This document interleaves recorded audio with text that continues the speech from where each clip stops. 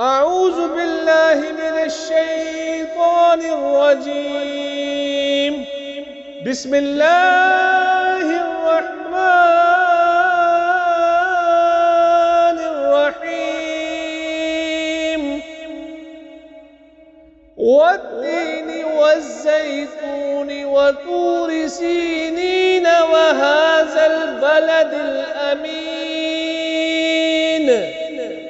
لقد خلقنا الإنسان في أحسن تقويم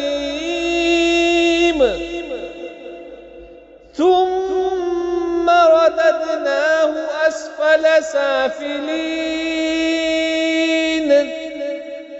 إلا الذين آمنوا وعملوا الصالحات فلهم أجر غير ممنون.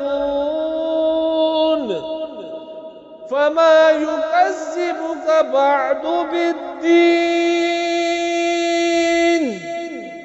أليس الله